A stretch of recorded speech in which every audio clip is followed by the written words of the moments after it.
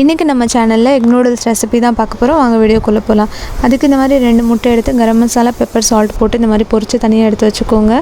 இப்போ அதே கடாயில் கொஞ்சமாக எண்ணெய் சேர்த்துக்கோங்க. எண்ணெய் நல்லா சூடாகட்டும். இதில் கொஞ்சமாக கேரட்டை அந்த மாதிரி நீளமாக கட் பண்ணி அதை சேர்த்துக்கோங்க.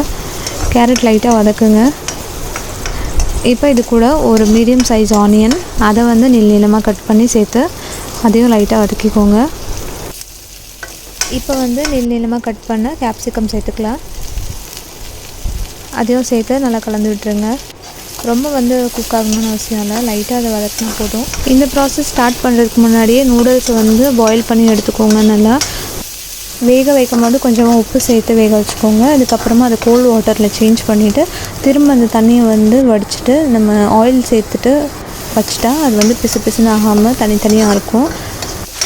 ஆயில் கலந்து வைக்காமல் இருந்தீங்கன்னா ஒன்று ஒட்டிக்கிறோம். அப்புறமா நம்ம கடாயில் போட்டு கிண்டும் போது நூடுல்ஸ் வந்து ஒரு மாதிரி பிசு பிசுன்னு இருக்கும், உதிரியாக நம்மளுக்கு கிடைக்காது. ஸோ பார்த்துக்கோங்க. இப்போ இதில் நம்ம சாஸ் சேர்த்துக்கலாம். 1 ஸ்பூன் சோயா சாஸ் சேர்த்துக்கோங்க. 1 ஸ்பூன் சில்லி சாஸ் சேர்த்துக்கோங்க. ரெட் சில்லி சாஸ் தேவைப்பட்டால் அது சேர்த்துக்கலாம். நான் க்ரீன் சில்லி சாஸ் எடுத்திருக்கேன். இது கூட கொஞ்சமாக டொமேட்டோ சாஸ் வேணும்னா சேர்த்துக்கோங்க.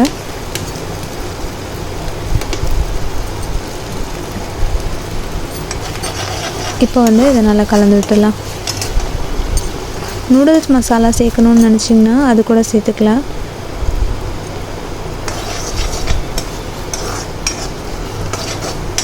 இது இப்படி நல்லா கிண்டிகிட்டே இருங்க.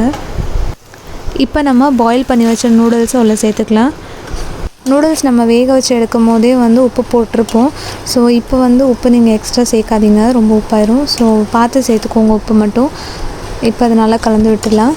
நம்ம ஃப்ரை பண்ணி வச்ச எக்கையும் இதில் சேர்த்து நல்லா மிக்ஸ் பண்ணி விட்டுருங்க.